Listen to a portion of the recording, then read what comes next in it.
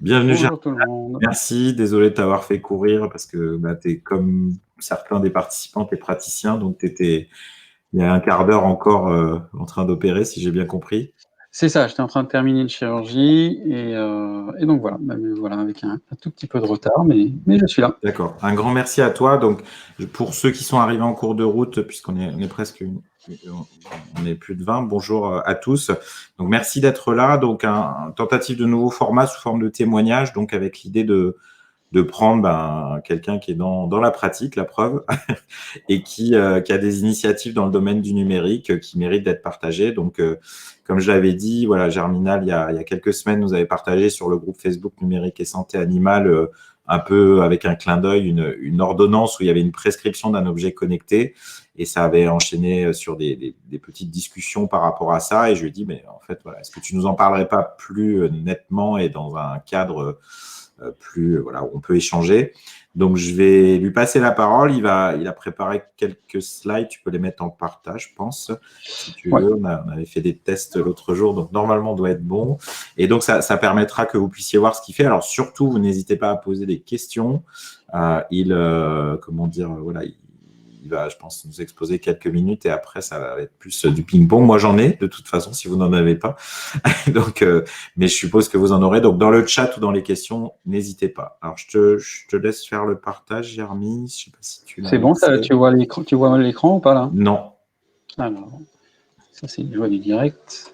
Voilà. Donc, sur la feuille partagée, quand on avait testé, c'était partager l'écran. Tu Panel sais, de on avait fait. l'application. Ça va être où les Chrome? Ça doit être celui-là, partager. Et là, c'est mieux? Là, voilà, c'est en train d'arriver. C'est bon. Parfait. Et alors, sauf qu'il est en tout Ouais, ça, petit. on avait trouvé. Et voilà. Voilà, c'était ça. Eh ben, c'est parfait. Ben, encore merci et je te laisse la parole et c'est parti pour nous présenter ton initiative. Et pour tout le monde, n'hésitez pas, hein, des questions dans le chat ou dans les questions et on les collectera. Je pense qu'on les traitera un peu plus tard, mais Ça on marche. prend. C'est parti. Bah écoute, encore, je te remercie Grégory d'avoir été à l'initiative de cette idée. C'est vraiment très instructif, je pense, pour tout le monde d'échanger sur ces pratiques et ces nouvelles pratiques qui vont de plus en plus envahir notre quotidien de praticien. Donc en quelques mots, donc moi je suis praticien comme la plupart d'entre vous. J'ai notamment ces dernières années, je me suis orienté vers la pratique de la physiothérapie et la réadaptation fonctionnelle. Et même si je fais encore pas mal de chirurgie, j'ai une activité généraliste. Je fais de la chirurgie orthopédique à un niveau très modeste, de la physiothérapie et aussi un petit data sur la douleur.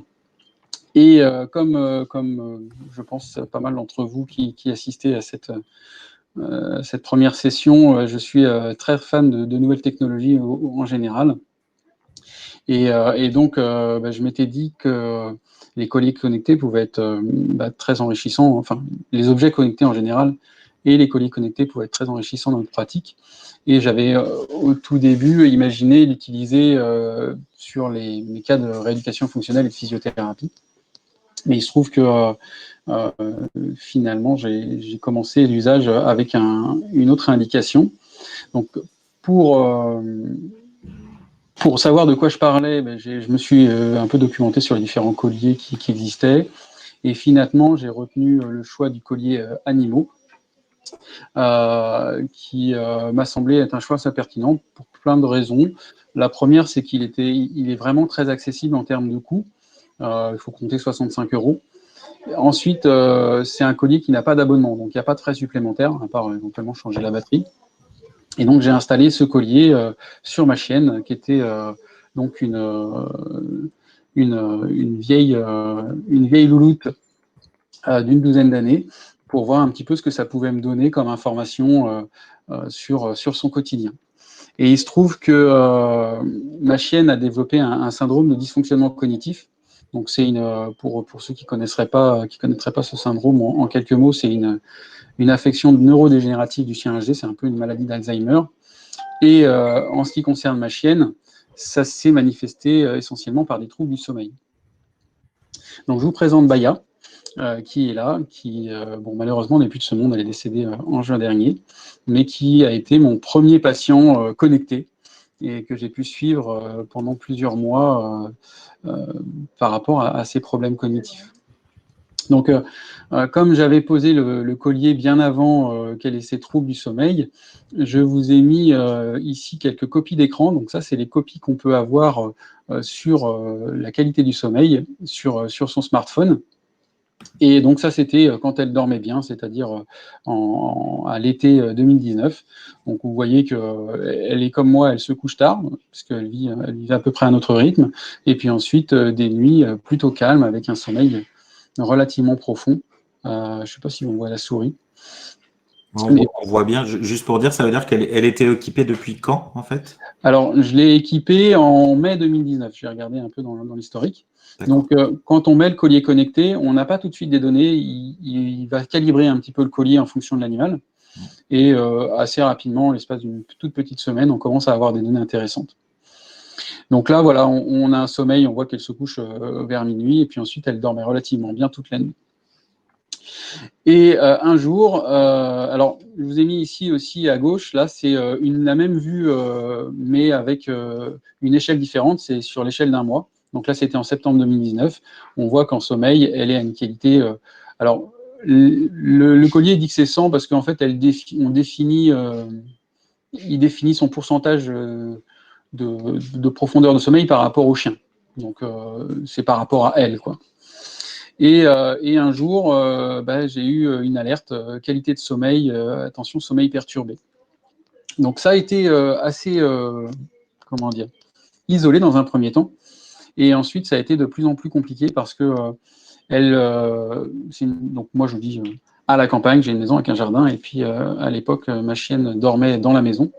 Et en fait, elle se réveillait en pleine nuit et elle tournait en rond, elle était assez agitée.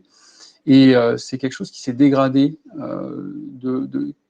de jour en jour, et ça devenait complètement invivable. Je souhaite à aucun propriétaire de chien de vivre ça, parce que c'est épuisant.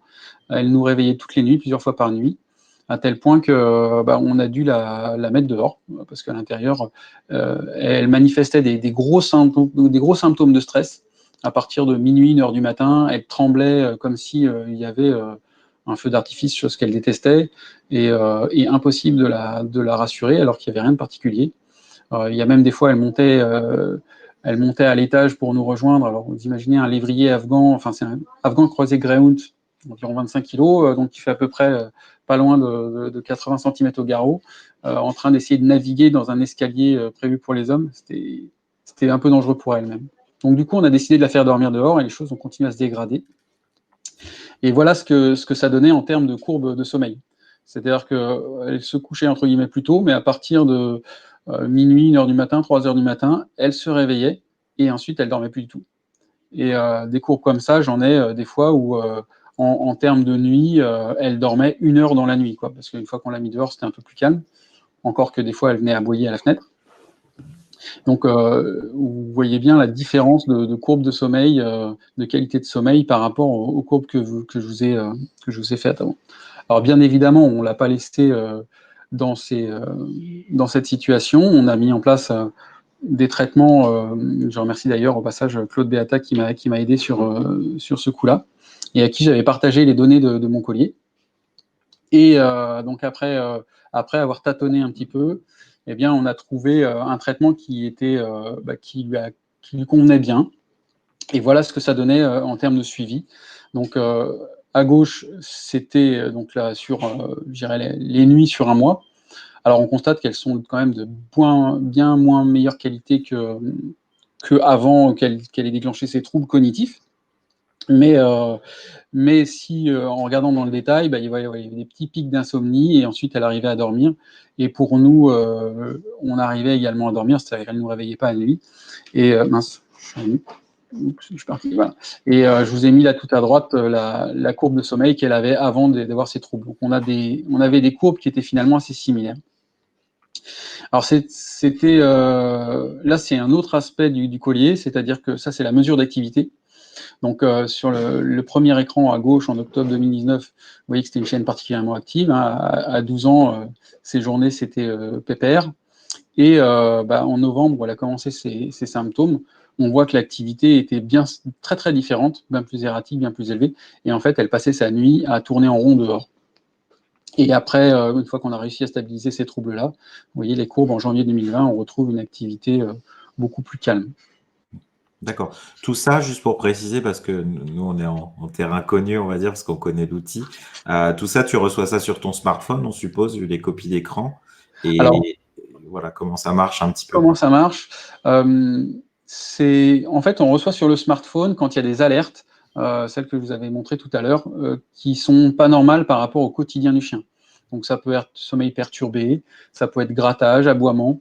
Le collier animaux a quelques marqueurs comme ça, et donc dans ces cas-là, quand il détecte une alerte, on a une petite notification sur le smartphone. Ensuite, pour les autres, pour le suivi, ça nécessite d'aller synchroniser le collier avec le téléphone. Donc ça demande une action, c'est pas automatique. Et aller regarder comment elle a passé sa nuit. Enfin, nous, concrètement, c'est ce que je faisais en fait pour évaluer le traitement et l'évolution du traitement, voir si ça marchait. J'allais synchroniser le collier le matin et je regardais quelle nuit elle avait passé. Quand La elle m'avait pas réveillé. synchronisation du collier, tu peux préciser un petit peu comment ça se réalise? Alors c'est très simple, il suffit donc on a une application qui est installée sur le téléphone. On va dans l'application et en haut à gauche il y a un petit bouton avec des flèches qui se tournent autour.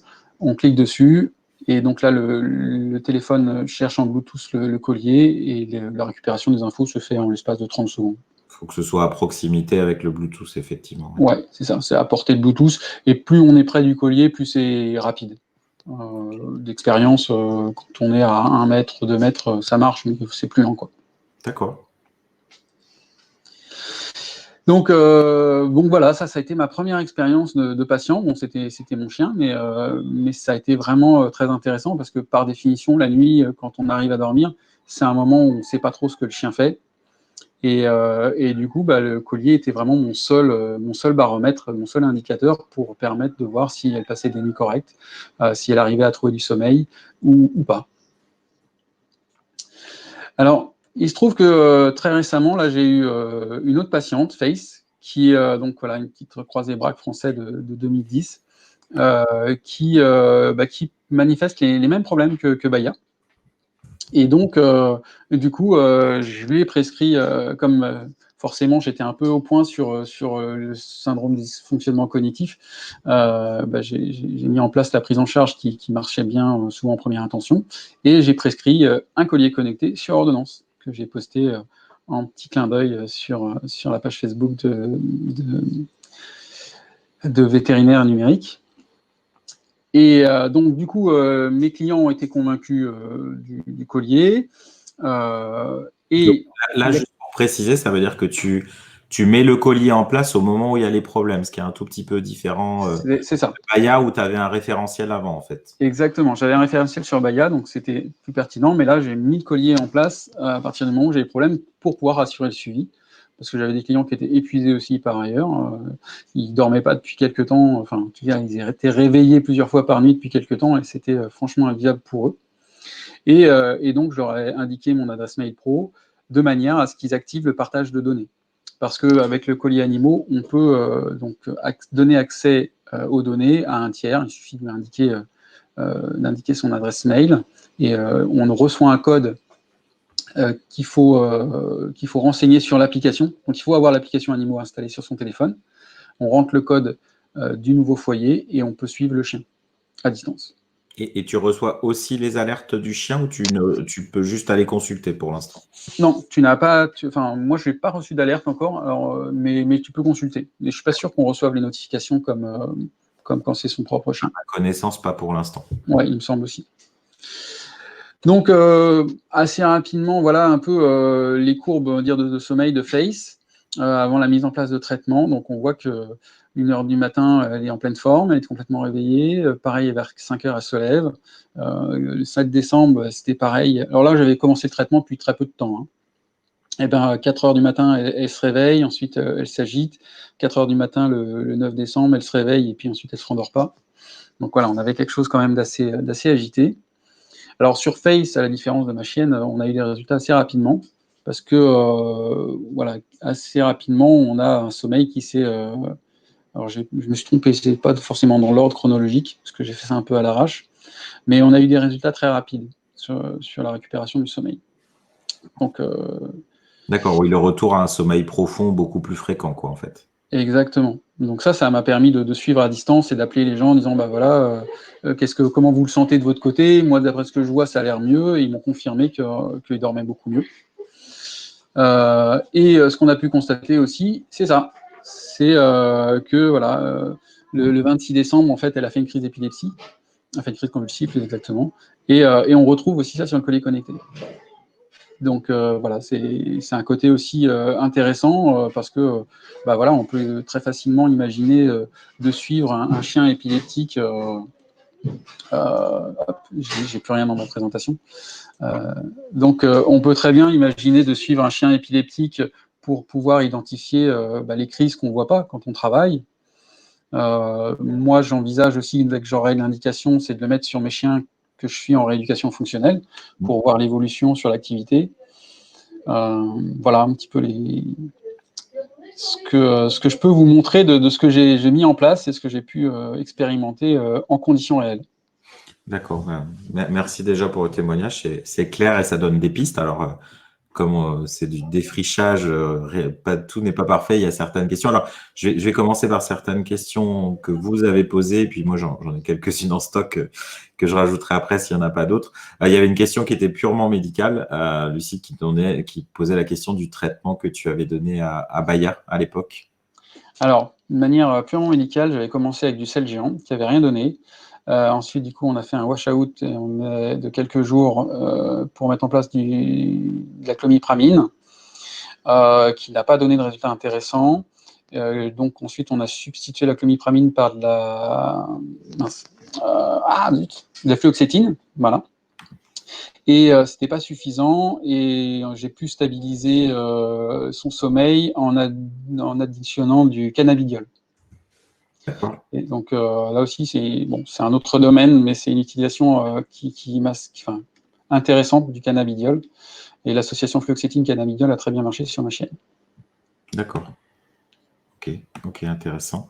Dans les autres choses qui ont pu être posées, alors je remonte mes questions.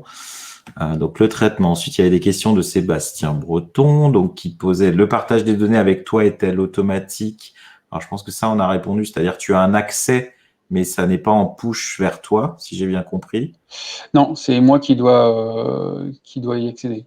Donc c'est plutôt en pool, et il faut que le client donc renseigne l'adresse mail avec Ouais, qui il veut partager. accès à son foyer, en fait, C'est ça. effectivement. Et donc, Sébastien, une autre question, c'était toutes les données ou juste les alertes. Donc ça, je pense qu'on a répondu, c'est-à-dire que tu as accès aux données, mais pour l'instant, tu n'es pas destinataire des alertes, en fait. J'en ai pas reçu à ce moment-là. Donc pour l'instant, mais je ne crois pas qu'on puisse recevoir les notifications sur les foyers partagés. À ma connaissance, ouais, effectivement, pour l'instant, non. Ça pourrait être quelque chose d'intéressant, mais ça fait partie des questions que je te poserai après.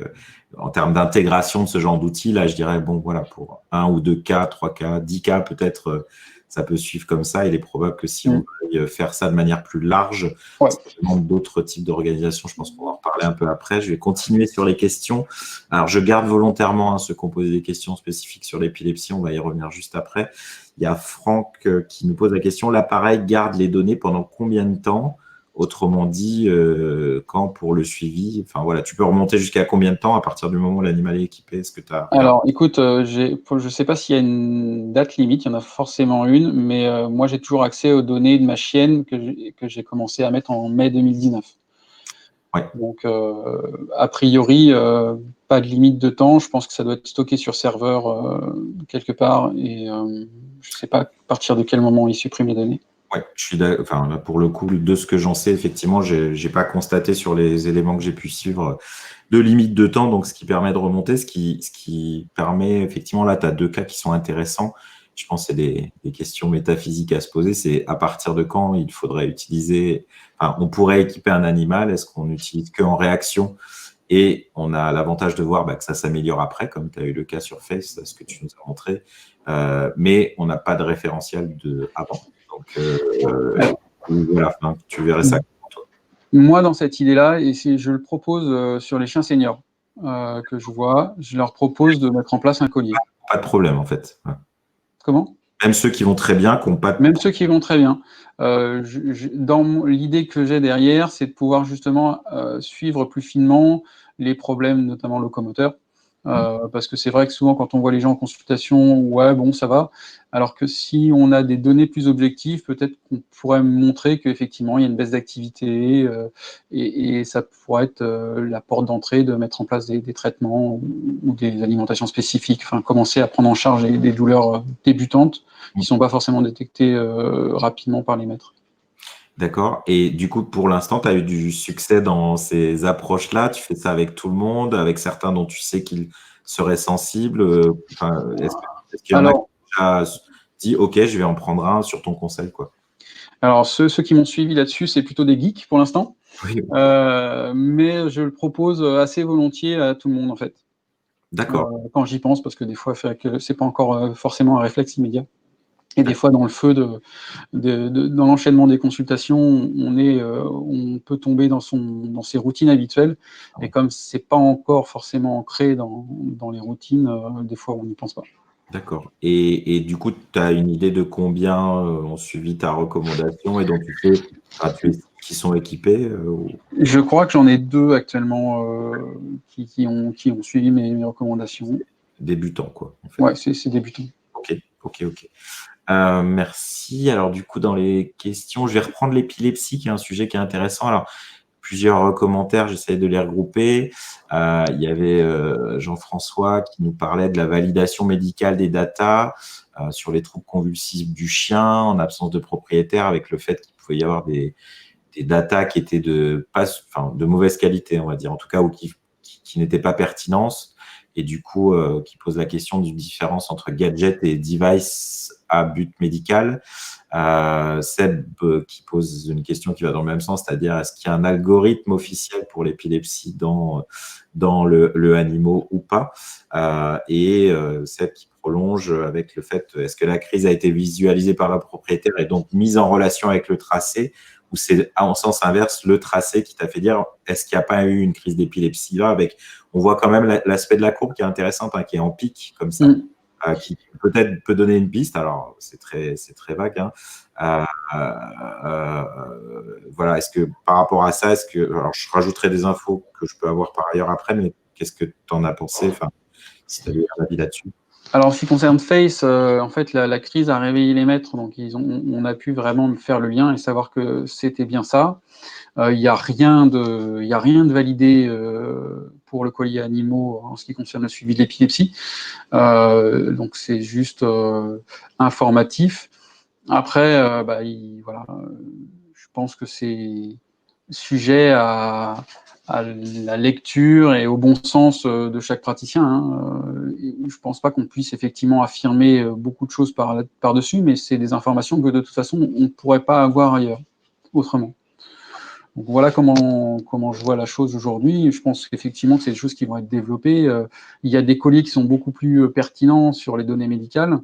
Après, l'inconvénient des colliers, enfin, j'ai plus les noms en tête, mais le principal inconvénient des colliers qui vont être plus sophistiqués, c'est souvent qu'il y a des abonnements, donc il y a des coûts qui sont non négligeables. Pourquoi j'avais choisi Animaux? C'est parce que j'avais vraiment trouvé que il était hyper accessible, il coûte 65 €, c'est vraiment une dépense qui n'est pas rédhibitoire pour les maîtres.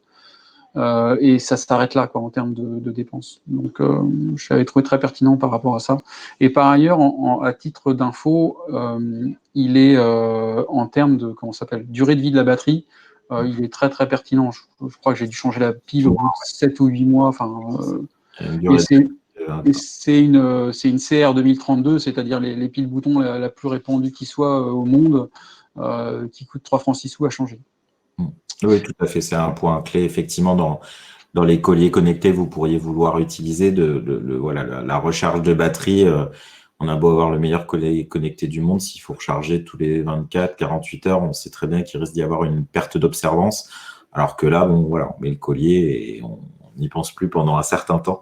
Donc, et on a une alerte quand il faut changer la pile aussi. D'accord, bon voilà, comme ça en plus ça complète. Pour compléter un peu sur l'épilepsie, sans dévoiler de choses, il y a des tests en cours, mais après pas forcément que le animaux, hein, la recherche de pouvoir qualifier l'épilepsie avec des trackers connectés, c'est des choses qui sont en cours, qui sont pas loin d'aboutir. La difficulté étant, c'est toujours pareil, hein, on entraîne des algorithmes. Alors, les entraîner avec des choses fréquentes comme juste dormir, bah, c'est facile, hein, le chien, il dort toutes les nuits, donc on peut tester, etc.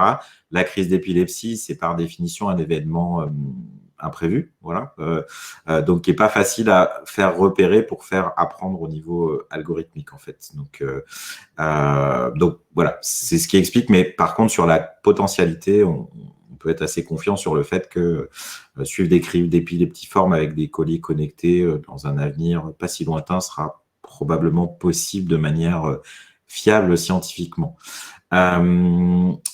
Alors, il y a Annick qui nous fait des commentaires. Donc, je rappelle à Annick Valentin-Smith, ma présidente de VetInTech, qui est une association consacrée à la santé animale, qui a probablement le chien le plus connecté du monde. Annick, tu pourras nous mettre dans le chat. Je ne sais pas où tu en es aujourd'hui, mais je sais qu'à un moment, il avait 3 colliers en même temps pour les comparer. Donc, donc effectivement, tu confirmes la grande autonomie du animal et le fait de pouvoir remonter jusqu'au début des dates.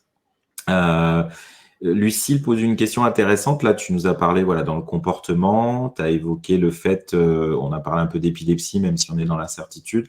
Tu as évoqué les troubles locomoteurs chez les chiens plus âgés. Est-ce que tu as d'autres idées comme ça, ou plus tard, tu te dirais, ce genre d'outil pourrait servir? Là, froid, c'est les premières indications. Moi, ça existe déjà, mais le suivi médical dans la clinique peut être assez intéressant aussi. Avoir des données. Il y a un collier qui fait ça, le violet, là, je ne sais plus comment il s'appelle. Je pense. Ouais, c'est ça. Là, pour une utilisation pro, ça peut être assez intéressant aussi, je pense, de pouvoir avoir des données quand on n'est pas à la clinique sur les animaux hospitalisés. Bon, après, l'inconvénient, c'est que c'est des modèles américains avec des abonnements qui sont assez onéreux. Voilà un petit peu les troubles du comportement, tous les troubles de l'activité qui peuvent être mesurés, donc soit le sommeil, l'épilepsie, l'hyperactivité. Là, il y en a une que je l'ai prescrit, mais les clients n'ont pas voulu. Là, j'ai commencé à suivre une chienne hyperactive il y a un mois à peu près. D'accord. Oui, le prurite aussi, ouais, il le dit. Et donc, vraiment, cette chienne c'est la vraie hyperactive, celle qui ravage la salle d'attente, celle qui ne tient pas en place et qui fait une misère aux clients. Et j'ai proposé à mes clients de mettre en place un collier pour pouvoir faire un suivi de l'efficacité du traitement. D'accord. Bon, il se retrouve que madame était partante, monsieur l'était moins, parce qu'il avait peur de rentrer dans une psychose, etc. Donc, ils n'ont pas donné suite. Mais je l'ai prescrit pour ce suivi d'hyperactivité. D'accord, ok, intéressant. Ce que je vous propose de faire, parce qu'effectivement, je vois l'évocation du prurite, je vous fais un petit partage rapide de ce que j'ai pu voir. Alors, ça a été diffusé aussi. Alors, attends, je vais mettre un partage d'écran rapidement. Je vais partager l'intégralité de mon écran, donc n'ayez pas peur, vous allez vous voir. Donc, je vous montre, c'est une photo d'une slide prise au VMX, qui est, on va dire, pour simplifier, l'équivalent de la VAC, mais aux US à Orlando, alors il y a presque un an. Et donc, c'était la présentation d'outils, du Whistle, qui est un autre collier connecté qui est pas encore présent en Europe, mais qui est présent de plus en plus aux États-Unis. Alors, je vous explique que, grosso modo, j'espère que tout le monde voit bien mon écran. Alors, j'espère que c'est le cas. Jeremy, oui, tu vois mon écran? Je le vois très bien. Donc, vous avez, en fait, il y a maintenant, ils sont à plus de 100 000 chiens connectés, peut-être même encore plus que ça. Et donc, vous avez en fait en jaune les chiens qui ont un problème dermatologique et en bleu les chiens qui n'ont pas de problème dermatologique de manière contrôlée. Alors, ces suivis-là se font à travers des chaînes de cliniques où les chiens qui ont des colliers connectés sont suivis. Donc voilà, ce qui permet d'avoir le feedback de savoir ce qu'il en est. Et on voit que le J0 que vous voyez sur la courbe du temps, moins 28, moins 21, moins 14, moins 7, 0, c'est le moment en fait où l'animal est amené chez le vétérinaire parce que vraiment les symptômes sont trop problématiques pour le propriétaire. Et vous voyez en fait que pratiquement 3-4 semaines avant, on voit les données qui commencent à être anormales. Alors, c'est des données, vous voyez, un time spent scratching. Donc, ça veut dire le temps passé à se gratter par jour pour les non-anglophiles. Donc, et on voit la séparation de la courbe jaune de la courbe bleue. La courbe bleue, c'est ceux qui n'ont pas de problème. Et les jaunes qui sont habituellement pas loin des bleus, ça, c'est quand on maîtrise un peu les choses. Et ben, on voit que le temps de démangeaison augmente. Sauf que ça commence à être dépisté, on va dire, 3 semaines avant que le propriétaire se décide à amener le chien chez le vétérinaire. Je vais départager mon écran, arrêter le partage. Donc ça rejoint la notion par rapport au suivi dermato, qui est probablement là où on a le plus d'avancées.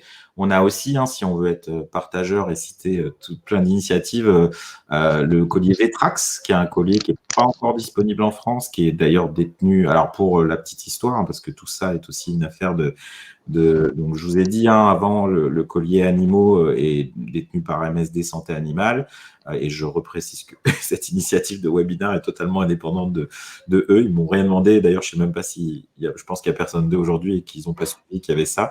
Le collier Whistle dont je vous ai parlé est détenu par Mars en fait, donc qui détient Royal Canin et Anicura, et le collier Vetrax est détenu par Hills.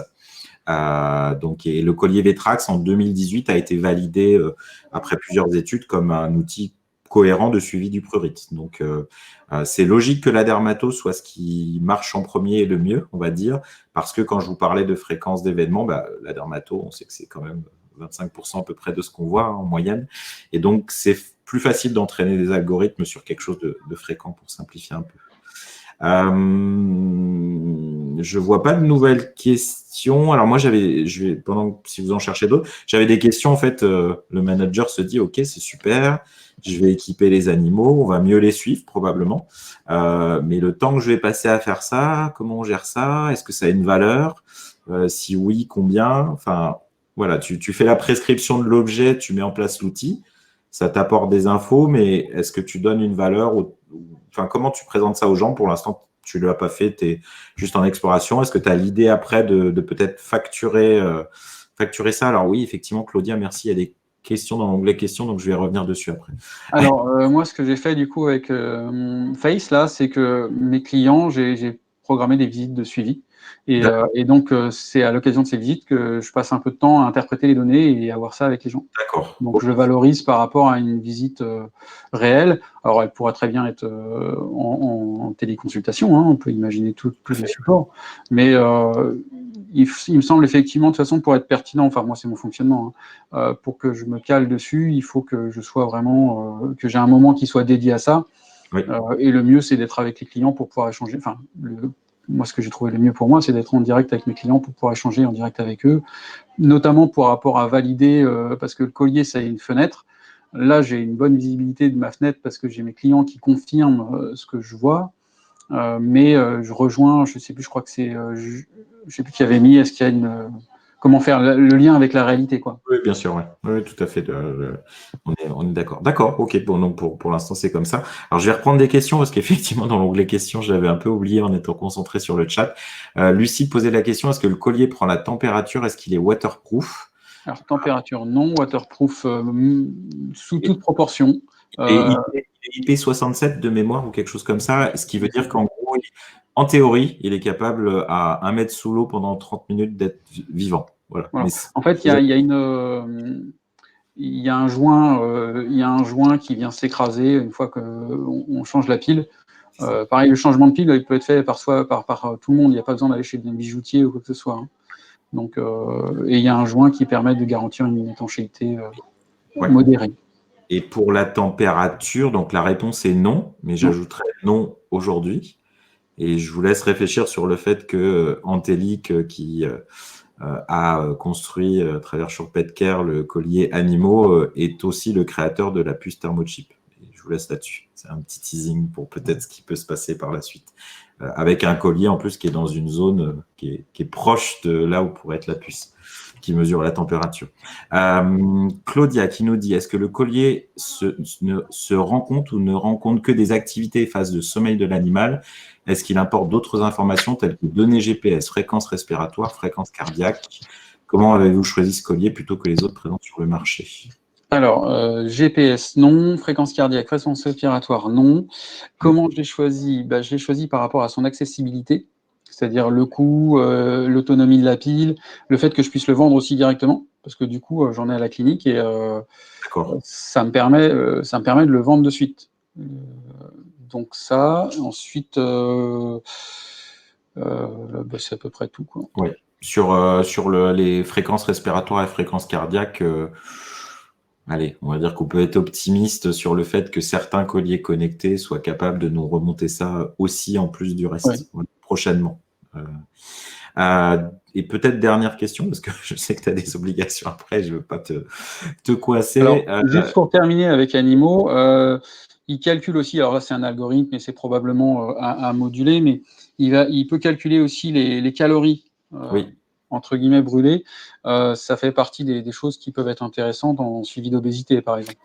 Oui, je suis complètement d'accord avec toi. Le suivi de nutrition, et c'est un des gros usages de Whistle, c'est-à-dire pour motiver les gens à dire, allez, on fait 30 minutes d'activité par jour minimum, ce qui est aussi un outil dans le suivi nutritionnel. Marina qui demandait comment le collier différencie le sommeil des périodes de repos vigile.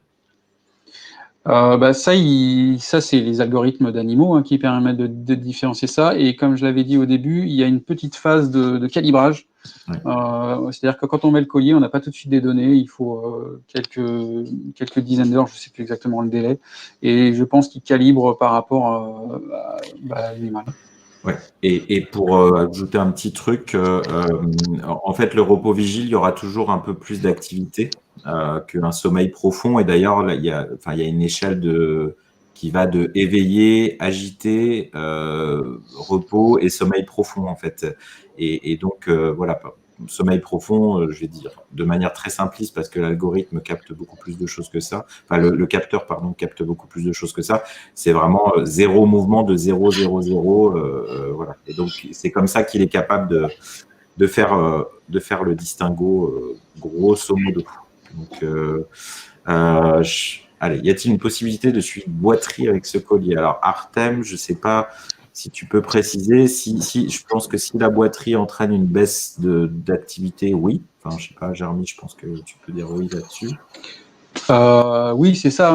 Il va mesurer l'activité, mais je pense qu'il ne va pas mesurer la. Voilà, il ne pourra pas dire si ça boite à droite, à gauche. Voilà. En tout cas, avec ce collier, non. Est-ce que tu avais un mot à ajouter, Jeremy? Parce que là, on arrive au. Écoute, non. Je regardais un petit peu ce qu'il y avait. Faire comme toi, qu'est-ce que tu leur conseillerais de faire? Ceux qui voudraient faire comme toi, se lancer et dire qu'est-ce que tu leur conseilles en principal? Ce que je leur conseille, c'est de regarder un petit peu les différents colliers qui existent, en choisir un qui leur convienne, le tester, et ensuite de voir comment le prescrire. Celui Animaux, il est disponible à SAPV. Après, je sais pas trop pour les autres, je me souviens plus. Je pense qu'en centrale, chez Centravet, j'aurais tendance à te dire oui, Lucille, mais j'en suis pas certain. Voilà. Et puis voilà, là par exemple, il y en a un sur lequel je suis en financement participatif chez le chat, là, qui est le Filou, là, qui va. J'ai hâte de le tester sur mon chat. Bon, il n'est pas encore dispo, mais on va voir ce que ça va donner. Ok, super.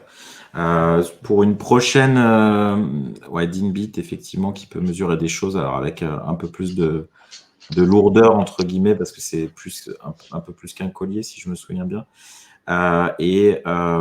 Pour une prochaine fois, ce que j'ai en tête, c'est de vous proposer le même genre de témoignage avec un lecteur de glycémie connecté qu'on peut mettre sur les chats. Alors, Jeremy, je pourrais te réinviter, mais je pourrais te réinviter pour tout. Partager. Parce qu'il le fait aussi. Mais j'ai d'autres personnes en tête, donc probablement que voilà, là, vous étiez pratiquement entre 25 et 30 tout le temps. Ça a l'air d'être assez dynamique. Donc, je vais partir du principe que c'était un premier essai qui était correct. Donc, je pense qu'on va refaire ça. Et n'hésitez pas, voilà, vous aurez le replay d'ici demain. N'hésitez pas à envoyer à contact@vetonetwork. Je vais vous mettre mon mail dans le chat, contact@vetonetwork. Si vous avez des idées, des envies, ou même si vous voulez témoigner, si vous êtes plus du côté usager, je prends. Donc, encore un grand merci, Germy. Tu as couru de ta salle de chir pour venir nous rejoindre. Tu as préparé, alors que je t'avais dit prépare rien, parce que ça m'embêtait de te demander du temps pour une initiative qui est bénévole au final, pour tout le monde, avec juste le but de partager. Et donc, merci à tous, et je te laisse filer parce que j'avais dit, allez, 45, et là, on a déjà deux. Je vais filer chez mon kiné. On va voir si voilà. Va te faire bien soigner. Peut-être qu'il va te proposer un collier connecté pour suivre ton activité. J'ai déjà ma montre pour le sommeil. Voilà. Donc, ok, super. Bon, voilà. Bon, encore un grand merci. Merci à tous. Merci pour l'invitation. Et puis à bientôt, sûrement, pour la suite. Voilà. Et envoyez vos idées. Merci. Salut. Au revoir.